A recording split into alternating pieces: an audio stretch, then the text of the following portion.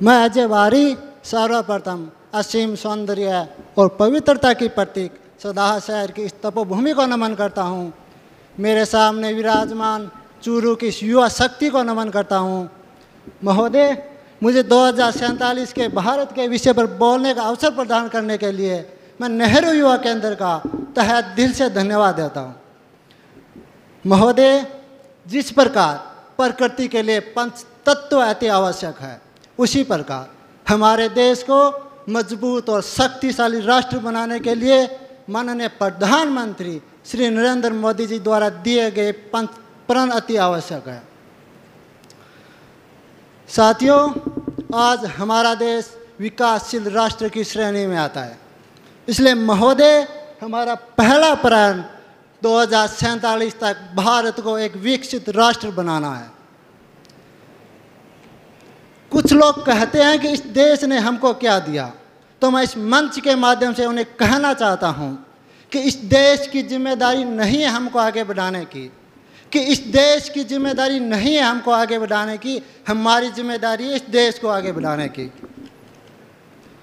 साथियों, हमारे देश से मुगलों का राज समाप्त हो गया। हमने अंग्रेज़ों को भी भगा दिया, लेकिन उनके द्वारा थोपी गई गुलामी की मानसिकता आज भी हमारे दिमाग में बैठी हुई है। गुलामी की मानसिकता को दूर करने के लिए हमें उन पर गर्व करना चाहिए जिन्होंने इन विदेशी ताकतों के खिलाफ संघर्ष किया। हमें महाराणा प्रताप, छत्रपति शिवाजी महाराज पर गर्व होना चाहिए जिन्होंने मुगलों के छक्के छुड़ा दिए। हमें केसरी के महाराज रानी लक्ष्मीबाई और भगत सिंह पर गर्व होना चाहिए जिन्होंने अंग्रेज़ों को नानी याद दिला दी। टल नहीं सकते थे अगर जंग में अड़ जाते थे, कि टल नहीं सकते थे अगर जंग में अड़ जाते थे, पांव शेरों के भी मैदान से उखड़ जाते थे। विरोधी हुआ अगर मेरे वतन से कोई, कि विरोधी हुआ अगर मेरे वतन से कोई, हम बिगड़ जाते थे। तलवार तो क्या, तोप से भी लड़ जाते थे। तलवार तो क्या, तोप से भी लड़ जाते थे। इसलिए महोदय, हमारा तीसरा प्रण अपनी विरासत पर गर्व करना है। हमें गर्व होना चाहिए इस मिट्टी पे जहाँ महात्मा बुद्ध, महावीर स्वामी, गुरु नानक और स्वामी विवेकानंद जैसे महात्मा हुए। हमें गर्व होना चाहिए इस देश में जहाँ कन्हैया लाल सेठिया जैसे कवि और APJ अब्दुल कलाम जैसे महान वैज्ञानिक हुए हैं। हमें गर्व होना चाहिए, हमें अभिमान होना चाहिए इस देश की जनता पे जो जीने से ज़्यादा हिंदुस्तान के नाम पर मर मिटने की इच्छा रखती है। साथियों, हमारे देश की पहचान विश्व भर में अनेकता में एकता से होती है। यह वो देश नहीं है जो मीडिया दिखाता है। यह वो देश है जहाँ रामनवमी की शोभा यात्रा पर मुसलमान के ताजियों का हिंदू स्वागत करते हैं।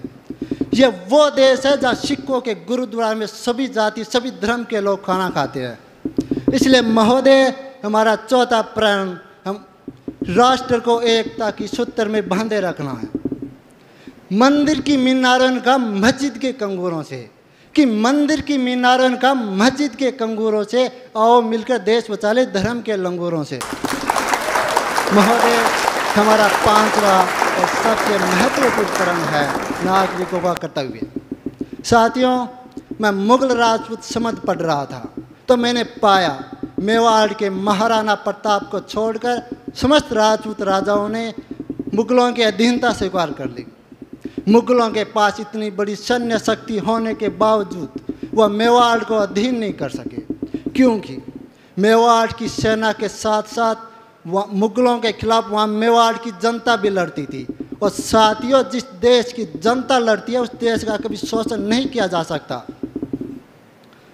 अगर भारत का प्रत्येक नागरिक इन पंच प्रणों का पूरी निष्ठा से पालन करता है तो मैं छाती ठोक के कह सकता हूँ कि 19वीं शताब्दी इंग्लैंड और 20वीं शताब्दी अमेरिका की रही है तो 21वीं शताब्दी केवल और केवल हिंदुस्तान की होगी।